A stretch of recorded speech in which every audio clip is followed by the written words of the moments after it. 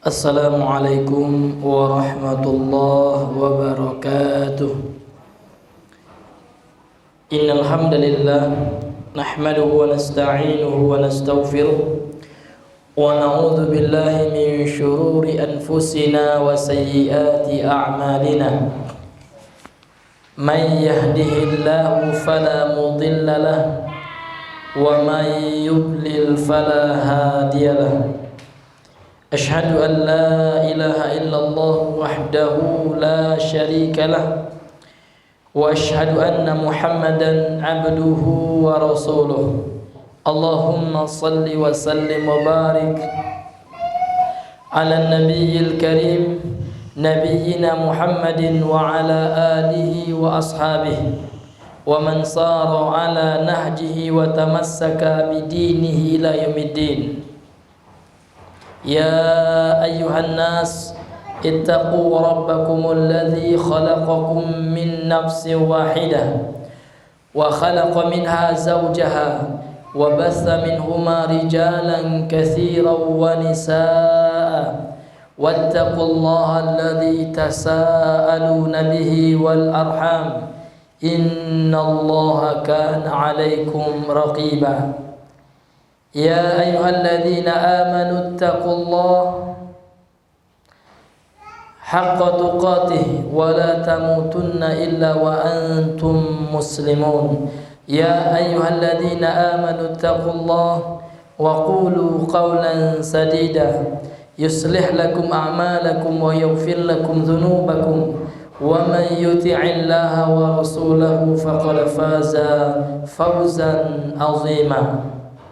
أما بعد فإن أصدق الحديث كتاب الله وخير الهدي هدي محمد صلى الله عليه وسلم وشر الأمور محدثاتها وكل محدثة بدعة وكل بدعة ضلالة وكل ضلالة في النار. نسأل الله العافية والسلامة من النار ومن أسبابها. إخواني وأخواتي في الله hadirin wal hadirat yang semoga dirahmati selalu oleh Allah Subhanahu wa taala. Alhamdulillah, segala puji hanya milik Allah Subhanahu wa taala.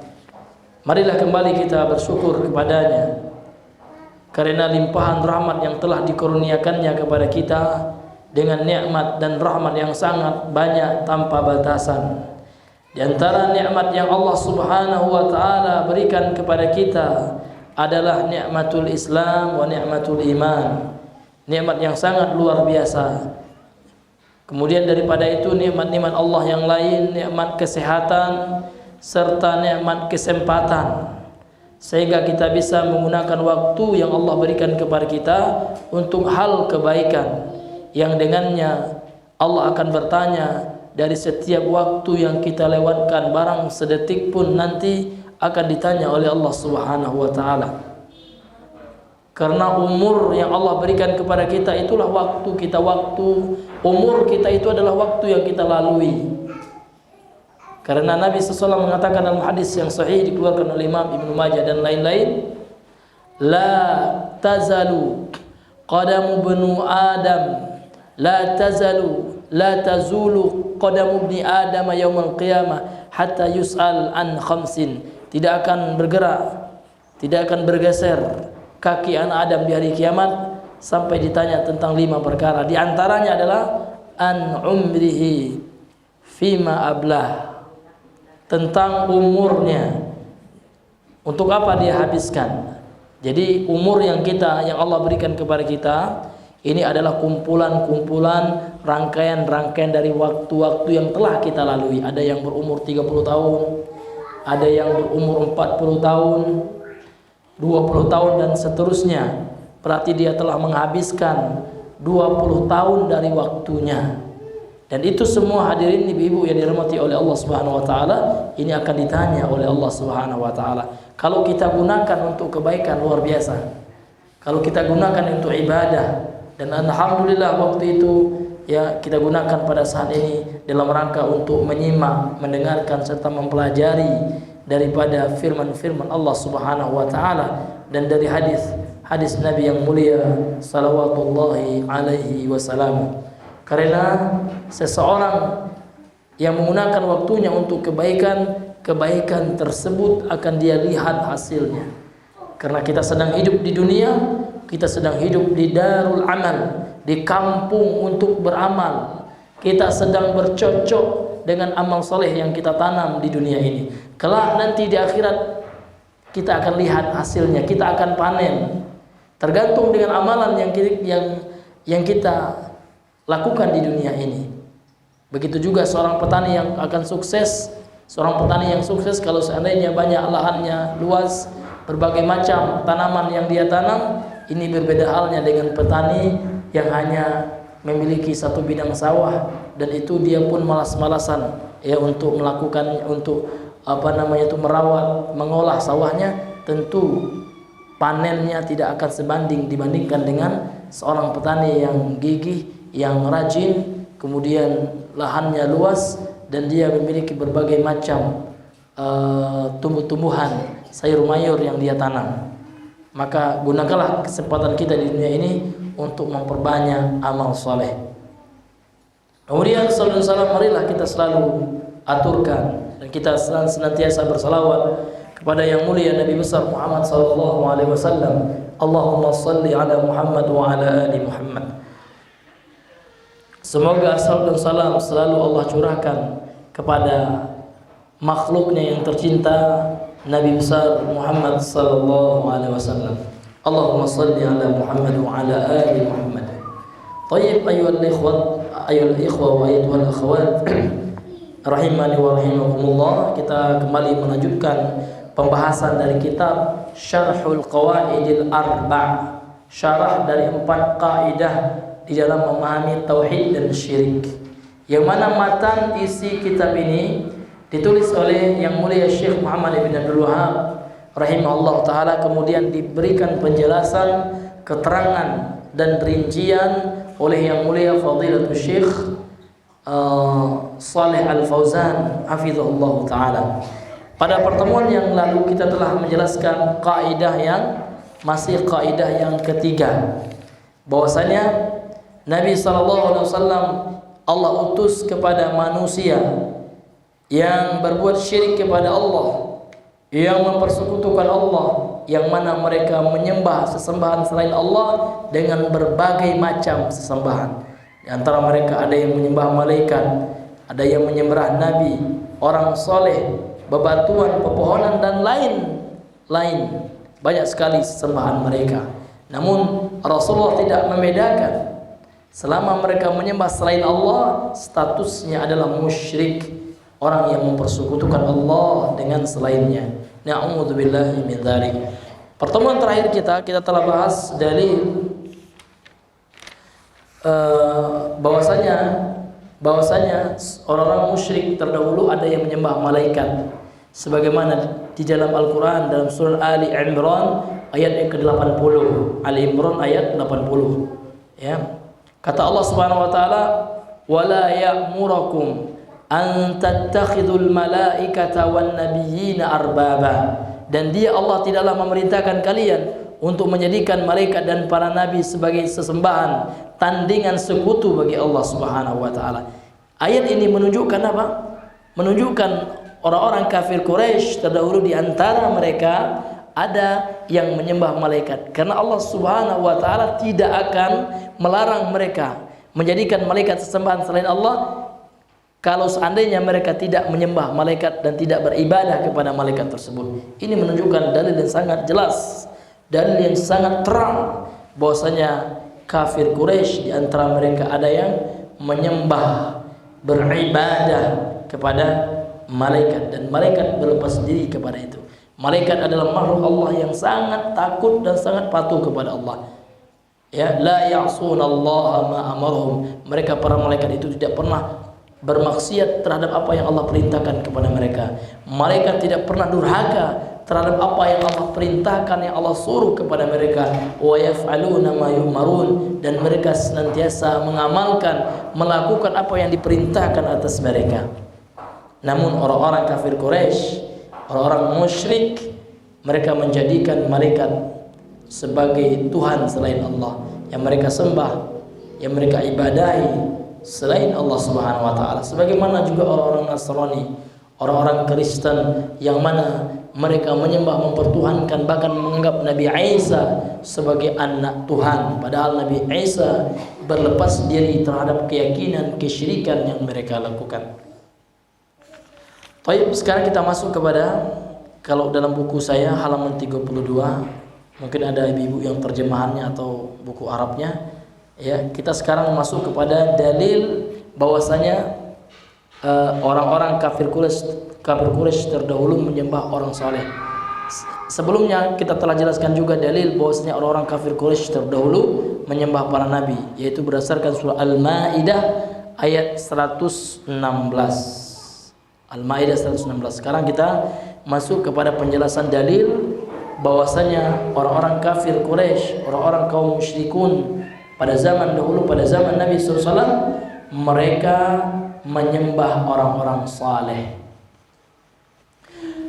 Wa dalilus salihin qaluhu ta'ala, qala al-muallif rahimahullahu ta'ala, berkata penulis yang semoga dirahmati oleh Allah Subhanahu wa taala, dan dalil bahwasanya orang-orang musyrik dahulu menyembah, beribadah kepada orang saleh adalah firman-Nya Allah Ta'ala fi suratil Isra, pada surat Al-Isra al-ayah 58, pada surah Al-Isra ayat 57, ya, 57.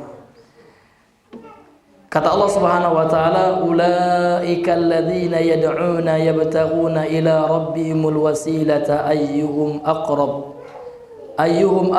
wa yarjuna rahmatahu wa yakhafuna 'adzabah. Kata Allah Subhanahu wa taala, ulaikal ladzina yad'una, mereka orang-orang yang kalian menyeru kepada mereka. Mereka orang-orang yang kalian berdoa, menyeru kepada mereka, yabtaghuna ila rabbihimul wasilah, mereka itu mencari jalan kepada Tuhan mereka untuk mendekatkan diri mereka kepada Allah Subhanahu wa taala dengan amal soleh yang mereka lakukan. Jadi orang-orang yang kalian, orang-orang soleh itu yang kalian menyembah mereka, berdoa kepada mereka, meminta kepada mereka, mereka itu pun kata Allah, yabtaghuna ila rabbihimul wasilah, mereka mencari wasilah kepada Rabb mereka. Ayyuhum aqrabu, siapa di antara mereka yang lebih dekat, ya, kepada Allah. Wa yarjuna rahmatahu, dan mereka juga mengharapkan rahmat dari Allah. Wa yakhafuna 'adzabah, dan mereka takut kepada azabnya Allah Subhanahu wa taala. Ini menunjukkan apa? Ibu-ibu yang dirahmati Allah Subhanahu wa taala, bahwasanya orang-orang kufar Quraisy, mereka dahulu ya berdoa meminta kepada orang-orang soleh, padahal kata Allah, orang-orang soleh itu juga berharap kepada Allah, takut kepada Allah. Nah, ini kesalahan dan kesyirikan yang mereka lakukan. Berkata pensyarah, qala syarihu hafizahullah taala, berkata pensyarah kitab ini, yakni Syekh Shalih Al-Fauzan, yang semoga dilindungi oleh Allah Subhanahu wa taala, dijaga oleh Allah Subhanahu wa taala. Qala, beliau berkata, yakni anna hunaka man abada salihin, sesungguhnya di sana ada yang beribadah kepada orang-orang saleh, minal bashar, yang mana orang-orang saleh itu adalah bashar, manusia biasa yang tidak layak, yang tidak patut untuk disembah. Namun orang-orang sufi, na'udzubillah min dzalik, keyakinan mereka yang na'udzubillah sesat dan menyesatkan, bahkan mendekati kepada kekufuran dan kesyirikan, sampai-sampai mereka berkeyakinan orang saleh itu, wali itu, ada yang diberikan oleh Allah, ya, kekuasaan untuk mengatur alam semesta.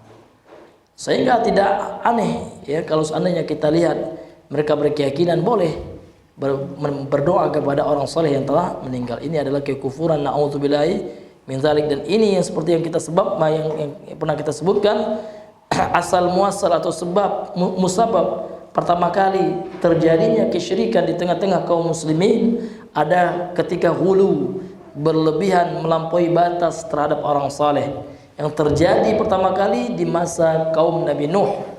Di masa kaum Nabi Nuh, Kalau di masa Nabi Adam belum ada dosa kesyirikan. Dosa yang pertama kali ada di zaman Nabi Adam itu dosa pembunuhan antara dua anak beliau yang saling cemburu, yang satunya cemburu ya, dan tidak menerima ketika dia dijodohkan dengan anak beliau yang lain. Gitu. Pembunuhan terjadi, namun kesyirikan yang disebutkan oleh Imam Ibnu Abbas. Imam Ibnu Abbas ya ketika mentafsirkan salah satu ayat dalam surah Al-Baqarah, kana nasu ummatan wahidah. Dahulu manusia itu berada dalam satu umat. Umat di sini kata Ibnu Abbas adalah al-ummah ay ad-din. Dahulu manusia agamanya satu, yaitu agama tauhid. Dan setelah itu baru terjadi kesyirikan. Setelah 10 abad dari masa Nabi Adam ke masa Nabi Nuh, semuanya dalam keadaan bertauhid kepada Allah.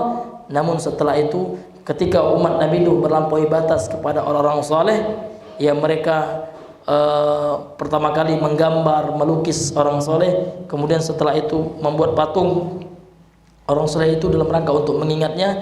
Namun setelah beberapa generasi meninggal, orang yang mengajarkan tauhid jarang sekali, bahkan para ulama banyak yang meninggal, sehingga patung tersebut mereka sembah, mereka ibadahi selain Allah. Terjadilah perbuatan syirik yang pertama pada masa Nabi Nuh, pada kaum Nabi Nuh alaihi salatu wassalam.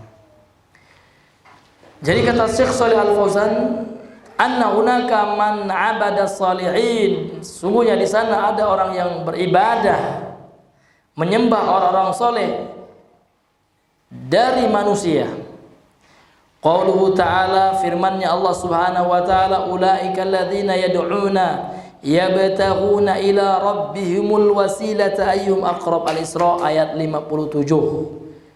Mereka yang kalian beribadah, menyeru, berdoa kepadanya, mereka sendiri mencari kepada Tuhan mereka jalan, wasilah, perantara dengan amal soleh yang mereka lakukan. Ayyuhum, siapa di antara mereka yang lebih dekat kepada Allah. Artinya apa? Ya, artinya menunjukkan orang-orang di antara kafir Quraisy, di antara orang-orang kafir Quraisy ada yang menyembah orang-orang soleh yang mendekatkan diri mereka kepada Allah, orang-orang yang takut dan berharap rahmat Allah Subhanahu wa taala. Qila, dikatakan ini asbabun nuzul, ya, sebab turunnya ayat ini, kata Syekh Shalih Al-Fauzan. Qila, dikatakan nazalat hadhil ayatu fi man ya'budul masiha wa ummuhu wa Uzairan, fa akhbara subhanahu anna al-masiha wa ummuhu Maryam wa Uzairan kulluhum ibadun lillah yataqarrabuna ila Allah wa yarjuna rahmatahu wa yakhafuna adzabah. Ayat ini diantara sebab turunnya, dikatakan ayat ini turun terhadap orang yang menyembah Nabi Isa, ibunya Maryam, dan Uzair. Orang-orang alul kitab, orang Yahudi mengatakan Uzair ibnullah, Uzair adalah anak laki-laki Allah. Na'udzubillahi ta'ala Allah ala ma yaqulun, ya. Allah tinggi suci terhadap apa kedustaan yang mereka katakan. Fa akhbara subhanah, maka Allah mengkabarkan annal masiha wa ummuhu Maryam, sesungguhnya Nabi Isa dan ibunya Maryam, wa Uzairan, dan Uzair, kulluhum ibadun lillah, mereka semuanya adalah hamba-hamba Allah, tidak layak untuk disembah, tidak layak untuk diberikan peribadahan dan ilahiyah kepada mereka. Yataqarrabuna ila Allah, mereka mendekatkan diri mereka kepada Allah. Wa yarjuna rahmatahu, dan mereka mengharapkan rahmat Allah. Wa yakhafuna adzabah, dan mereka takut, khawatir terhadap azab Allah yang menimpa mereka. Mereka adalah hamba Allah yang saleh, bahkan para nabi dari nabi-nabi Allah. Fahum ibadun muhtajuna ila Allah muftaqiruna ilaih, mereka adalah para hamba yang mengharapkan Allah, rahmat Allah, dan mereka fakir, sangat membutuhkan kepada Allah. Yad'una wa yatawassaluna ilaihi, dan mereka berdoa kepada Allah, bertawasul kepadanya dengan apa? Bitta'ah, dengan ketaatan. Karena ya dalam pembahasan tawasul ada pula orang yang mengatakan tawasul itu ya dengan batu, tawasul dengan batu, atau tawasul dengan tamassuh, ya. Kalau orang-orang sufi itu ya mereka mengatakan tawasul itu bentuknya, di antara tawasul itu adalah mengusap kuburan orang soleh, ya. Dengannya mereka mengharapkan keberkahan, Na'udzubillahi min dzalik, tsumma na'udzubillahi min dzalik. Ya. Jadi mereka bertawasul kepada Allah dengan ketaatan bitta'ah, dengan ketaatan yang mereka lakukan. Yabtaghuna ila rabbihimul wasilah, mereka mencari jalan kepada Rabb mereka, kepada Tuhan mereka. Mereka mencari perantara, yakni dengan amal soleh yang mereka lakukan, yakni al-qurbu minhu, yang mendekatkan diri kepadanya subhanah bi ta'ati wa ibadati, dengan ketaatan kepada Allah dan dengan peribadahan kepada Allah. Ini tawassul yang sebenarnya. Allah mengatakan di dalam Al-Qur'an, ya ayyuhalladzina amanu taqullaha wabtaghu ilaihi wasilah. Maka para ulama tafsir ya semuanya sepakat bahwasanya yang dimaksud dengan wasilah, perantara dalam ayat itu adalah al-qurb wa ta'ah. Ya, pendekatan diri kepada Allah ya dengan ketaatan. Ini dalam surah Al-Maidah ayat 35. Ya, kata Allah Subhanahu wa taala, ya ayyuhalladzina amanu taqullaha wabtaghu ilaihil wasilata wajahidu fi sabilillah la'allakum tuflihun. Wahai orang-orang yang beriman, bertakwalah kalian kepada Allah dan carilah jalan kepada Allah, carilah perantara ilaihi kepadanya, yakni kepada Allah, wasilah, perantara. Ya, jadi yang dimaksud dengan al-wasilah dalam ayat ini bisa ibu buka kitab tafsir Ibnu Katsir ya, tafsir Al-Tabari, tafsir Al-Baghawi, tafsir Abdurrahman As-Sa'di, Kalimur Rahman dan lain-lain daripada tafsir ulama ahlu sunnah. Ingat, ulama ahlu sunnah. Jangan buka tafsir sufi ya. Kalau tafsir sufi nanti macam-macam ya, karena mereka mentafsirkan dengan hawa nafsu, bukan dengan Al-Quran dan Sunnah dan kemudian pemahaman para salaf. Yang dimaksud dengan wasilah dalam ayat ini adalah al-qurbu wa ta'ah. Jadi mereka mencari perantara, yang dimaksud dengan perantara itu adalah pendekatan diri mereka kepada Allah dengan ketaatan yang mereka lakukan. Salat yang kita lakukan ini semua perantara ini. Kita salat ya, perantara, kita zikir habis salat. Seluruh ibadah yang kita lakukan ini semua adalah wasilah menuju Allah, perantara untuk mendapatkan rahmat Allah, perantara untuk mendapatkan keridhaan Allah. Semua ibadah yang kita lakukan tentu ibadah yang masyru'ah, ibadah yang disyariatkan oleh Allah Subhanahu wa taala, bukan ibadah muhdatsah yang dibuat-buat. Karena Nabi telah mewanti-wanti para sahabatnya. Sahabat Nabi saja yang mustahil melakukan bid'ah, belum terjadi bid'ah di zaman beliau, Nabi selalu mengingatkan sebagaimana yang diriwayatkan oleh Imam Muslim dalam sahihnya. Bukan kita yang mengatakan, Nabi mengatakan. Kata Nabi sallallahu alaihi wasallam, "Iyyakum wa muhdatsatil umur." Jauhilah oleh kalian, berhati-hatilah kalian terhadap perkara-perkara baru dalam agama ini. Fa inna kulla muhdatsatin bid'ah, kata beliau. Ini Nabi sallallahu alaihi wasallam yang mengatakan, karena sesungguhnya setiap perbuatan baru, inovasi-inovasi yang berkaitan dalam agama ini namanya istilah syar'inya, istilah nabawi ya, istilah yang diungkapkan oleh Nabi, dan Nabi tidak berkata-kata dengan hawa nafsu, melainkan Allah yang telah wahyukan itu kepada beliau. Namanya bid'ah, perkara baru ya, inovasi-inovasi baru yang tidak pernah diucapkan oleh Nabi, diamalkan oleh Nabi, dan tidak pernah dibenarkan oleh Nabi, ditakrir oleh Nabi. Semua itu namanya bid'ah. Wa kullu bid'atin dhalalah, dan setiap bid'ah itu adalah kesesatan. Kemudian Imam Malik, kemudian Ibnu Mas'ud mengatakan kullu bid'atin dhalalah wa in jarahan nasu hasanah. Setiap bid'ah itu adalah sesat. Wa in yarahan nasu hasanatan, meskipun manusia memandangnya suatu kebaikan, kan baik, kan bagus, namun bukanlah tolak ukur kebenaran bid'ah itu dengan prasangka dan dengan perasaan semata. Inilah hadirin ibu yang dirahmati Allah Subhanahu wa ta'ala. Fadalla ala annahum la yasluhuna lil ibadah. Ayat ini menunjukkan bahwasanya mereka la yasluhun, tidaklah sah, tidaklah cocok untuk diibadahi. Li'annahum basyarun, karena mereka adalah manusia biasa. Muhtajuna muhtajuna fuqaraun, mereka membutuhkan Allah, mereka fakir kepada Allah. Yad'una Allah wa yarjuna rahmatahu, mereka berdoa kepada Allah dan mereka mengharapkan rahmatnya. Wa yakhafuna adzaba, orang-orang soleh itu juga khawatir dan takut terhadap azabnya Allah. Wa man kana kadzalika la yasluhu ay yu'bada ma'allah. Kalau kondisinya seperti itu, maka tidak cocok, tidak pantas untuk an yu'bada, untuk diibadahi bersamaan dengan Allah. Ini pendapat yang pertama tentang sebab turunnya surah Al-Isra ayat ke-57 ini. Kata beliau pensyarah kitab ini Asy-Syaikh Shalih Al-Fauzan hafizahullah taala. Wal qaulu tsani, dan pendapat yang kedua, pendapat yang kedua, annaha nazalat fi unasin minal musyrikin. Ayat ini turun terhadap sekelompok manusia dari kalangan kaum musyrikin, penyembah berhala, bebatuan dan lain sebagainya. Kanu ya'buduna nafaran, mereka dahulu menyembah sekelompok minal jin, daripada jin. Di sekelompok orang dari jin, ya, atau sekelompok jin, beberapa jin gitu. Fa aslamal jinnu, jinnya masuk Islam. Walam ya'lam haula, mereka orang yang menyembah jin ini enggak tahu, ya. Alladzina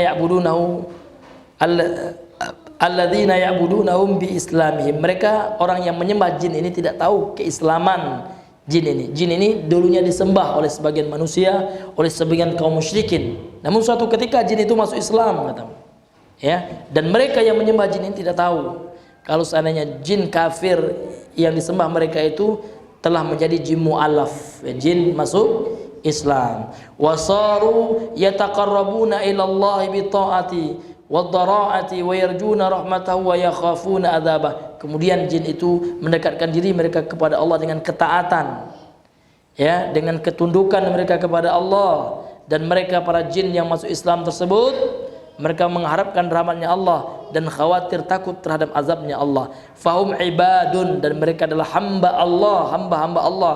Muhtajuna fuqaraun la yasluhuna lil ibadah, mereka adalah hamba Allah, membutuhkan dan fakir terhadap Allah, dan tidak layak untuk disembah selain Allah, dan tidak cocok, ya.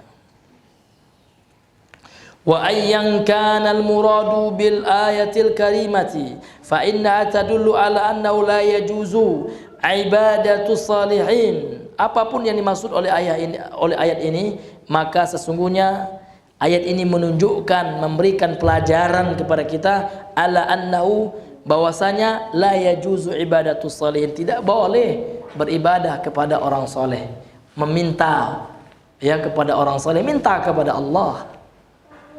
Allah dalam Al-Quran telah tegas jelas mengatakan, wahai Muhammad, kata Allah, wa idza sa'alaka anni, kalau seandainya mereka, dia orang-orang Quraisy bertanya tentangku, wahai Muhammad, kata Allah, wa idza sa'alaka anni wa idza sa'alaka ibadi anni, kalau seandainya hambaku bertanya kepada engkau wahai Muhammad anni, tentangku, jawablah fa inni qarib, jawablah sesungguhnya aku ini adalah zat yang dekat dengan pengetahuan Allah, dekat dengan ilmunya. Ini maksudnya qarib di sini. Adapun zatnya Allah, Allah telah tegas mengatakan dalam surat Toha, yaitu Ar-Rahman 'alal arsyis tawa. Zatnya Allah Subhanahu wa taala itu beristiwa tinggi di atas arasnya. Namun ilmunya, pengetahuannya, pertolongannya, pendengarannya, penglihatannya ini dekat dengan hamba-hambanya. Wa idza sa'alaka ibadi anni fa inni qarib ujibu da'watad da'i idza da'an. Aku akan mengkabulkan doa orang-orang yang berdoa idza da'ani, idza da'an, apabila mereka berdoa kepadaku, kata Allah Subhanahu wa taala. Jadi yang dimaksud dengan ayat ini, kata beliau, adalah bahwasanya tidak boleh, ya, beribadah kepada orang soleh, karena ini bentuk kesyirikan yang nyata. Sawa'an kanu minal anbiya, meskipun orang soleh itu adalah para nabi, wasiddiqin atau orang-orang jujur, para siddiqin, au minal auliya'i wassalihin atau orang saleh tersebut adalah dari kalangan para wali dan orang-orang saleh, tidak boleh diibadahi selain Allah. Fala tajuzu ibadatuhum, maka tidak diperkenankan, tidak boleh beribadah kepada mereka. Lianna kulla ibadun lillah, karena seluruh mereka adalah hamba Allah, wa fuqara'un ilaih, dan mereka sangat fakir kepada Allah. Fa kaifa yu'baduna ma Allah jalla wa ala, bagaimana mereka disembah, diibadahi bersama Allah, sedangkan mereka adalah hamba Allah yang membutuhkan rahmat Allah, yang mengharapkan rahmat Allah serta takut dan khawatir terhadap azab Allah. Maka ini bentuk perbuatan kesyirikan yang terjadi di tengah-tengah kaum musyrikin di zaman dahulu. Dan kalau seandainya terjadi kemiripan pada zaman kita, orang-orang yang mengkultuskan kuburan orang soleh, bahkan mereka meminta, mencari berkah di kuburan orang saleh, ini ibu-ibu yang dirahmati oleh Allah Ta'ala, termasuk na'udzubillahi min dzalik, perbuatan kesyirikan itu. Dan kita memohon kepada Allah supaya Allah menjauhkan diri kita, keluarga kita, anak-anak dan suami kita dari perbuatan syirik yang seperti ini. Karena syirik itu hadirin sebagaimana yang telah sering kita singgung, dia adalah dosa yang sangat besar. Inna syirka, dan Luqman ayat 13, inna syirka la zulmun azim, sesungguhnya syirik itu adalah kezaliman yang paling besar, yang sangat dikhawatirkan oleh Nabi SAW. Dan kita harus senantiasa mempelajarinya sehingga kita bisa menjauhinya serta menjelaskan keburukannya kepada keluarga kita, tetangga kita, masyarakat kampung kita, dan kepada seluruh manusia, untuk menegakkan tauhid dan pengesaan kepada Allah Subhanahu wa taala. Kemudian wal wasilatu maknaha, yang dimaksud dengan wasilah itu maknanya apa? Yang mana di dalam dalil di dalam surat Al-Isra ayat 57 ini kan disinggung oleh Allah tentang wasilah. Yang dimaksud dengan wasilah adalah at-ta'at wal qurbu, ketaatan dan pendekatan diri kepada Allah. Ini wasilah yang dimaksud dalam ayat-ayat Al-Quran dan hadis-hadis Nabi. Jadi kita berperantara kepada Allah dengan ketaatan yang kita lakukan, dengan puasa, kita ikhlas kepada Allah. Dengan perantara ibadah itu insya Allah kita mengharapkan pahala di sisi Allah. Jadi bukan kita berwasilah dengan orang mati, kita ke kuburannya. Kalau ziarah kubur bagus, disyariatkan. Sekarang kan banyak fitnah kepada dakwah sunnah, diberi embel-embel Wahabi dan lain sebagainya. Tidak ada, tidak ada istilah Wahabi, nggak ada. Namun istilah syar'i yang ada dalilnya adalah Ahlussunnah wal Jamaah. Dalam pengajian kita bahas, ketika kita bahas kitabnya Ustaz Yazid tentang syarah akidah Ahlussunnah wal Jamaah, ada istilah-istilah syar'i. Ada Ahlussunnah wal Jamaah, ada Al-Firqatun Najiyah, ada At-Taifatul Mansurah, ada As-Salafiyah. Ini nisbat yang syar'i kepada dakwah yang hak, dakwahnya Rasulullah dan para sahabatnya. Namun mereka yang menfitnah mengatakan orang yang ziarah kubur dikatakan syirik, siapa yang mengatakan? Ini fitnah yang luar biasa. Di buku mana? Siapa yang mengatakan ziarah kubur syirik? Yang syirik itu adalah ketika orang berziarah kubur kemudian meminta kepada orang yang telah meninggal, itu syirik. Dan ini disepakati. Bahkan ulama Syafi'iyah pun telah menuliskan ini. Seperti diantaranya Al-Imam Al-Haythami, Ibnu Hajar Al-Haythami, dalam kitabnya Qawati'ul Islam. Qawati'ul Islam, beliau mengatakan salah satu pembatal keislaman itu adalah salah seorang yang menjadikan antara dia dengan Allah wasithah, perantara, dan dia berdoa meminta kepada perantara itu, perantara yang telah meninggal daripada kalangan para wali, orang soleh, nabi dan sebagainya. Ini bisa dibaca dalam bukunya seorang ulama Syafi'iyah yang bermadzhab Syafi'i, Al-Imam Ibnu Hajar Al-Haythami, dalam kitabnya Qawati'ul Islam.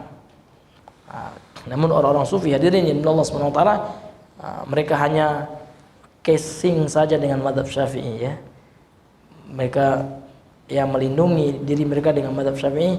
Namun kalau seandainya kita telusuri dan kita dalami serta kita pelajari akidah-akidah ulama Syafi'iyah yang mana mata rantai silsilah keilmuan mereka nyambung kepada Imam Syafi'i.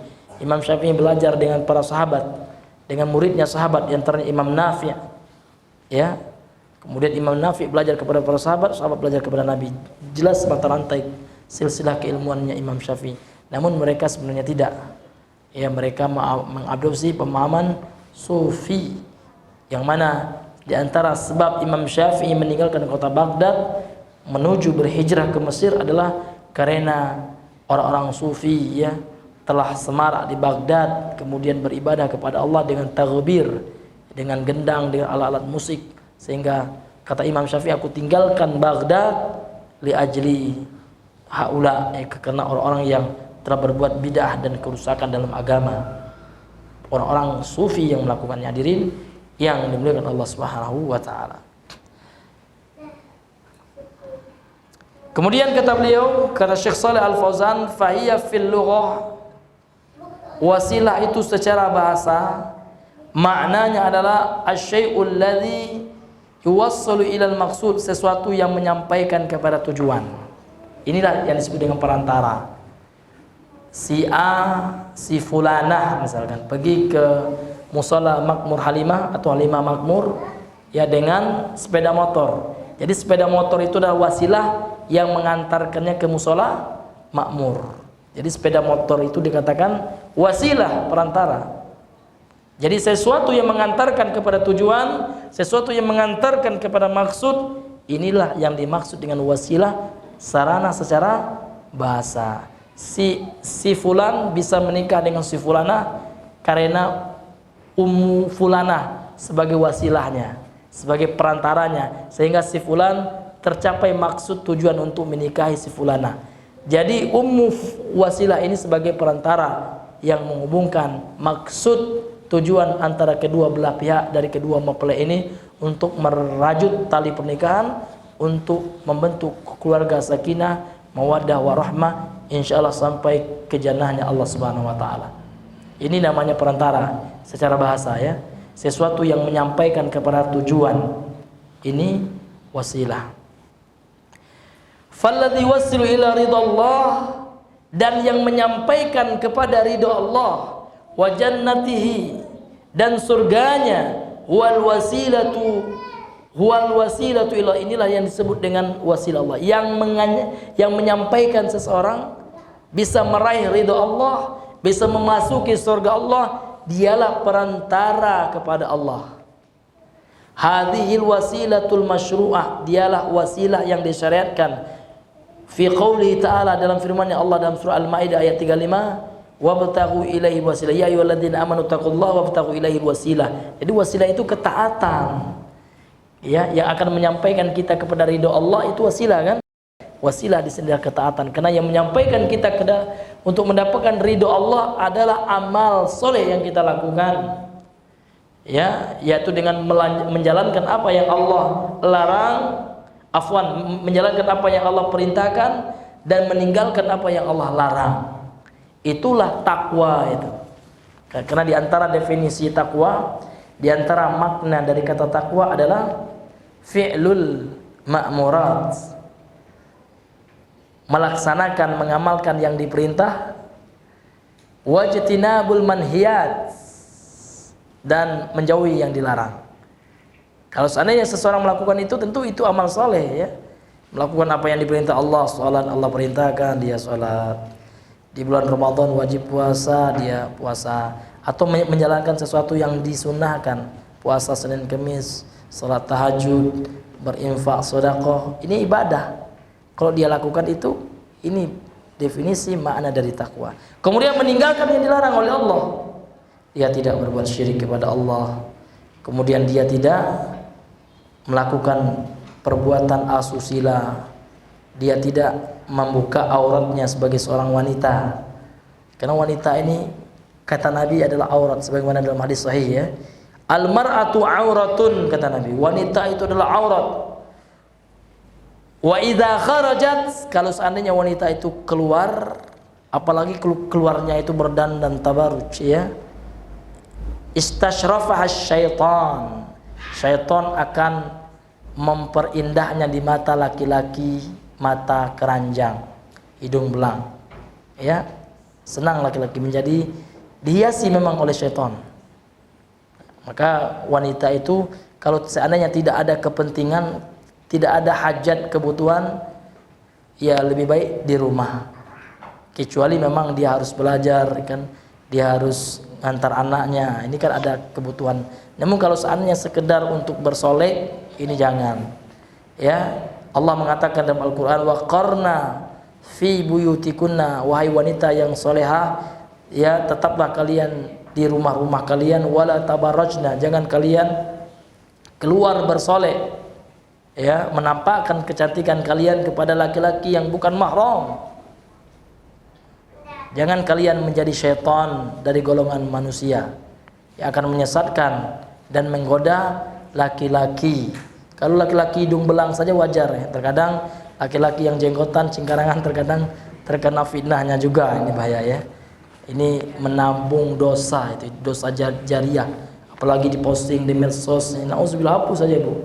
Gak ada manfaatnya. Untuk apa? Kalau seandainya kita ingin foto-foto cantik-cantik, nggak apa-apa. Kita foto, simpan saja di HP kita, kemudian perlihatkan sama suami, pahalanya luar biasa. Setiap suami kita lihat foto kita, takjub suami kita, masya Allah istriku cantik, gitu ya. Semakin mengalir pahala kepada kita.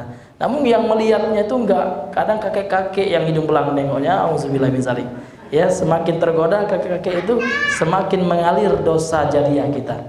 Ya hapus saja. Ada fotonya di Facebook, di mana lagi di media-media sosial yang lain, hapus, gak ada manfaatnya.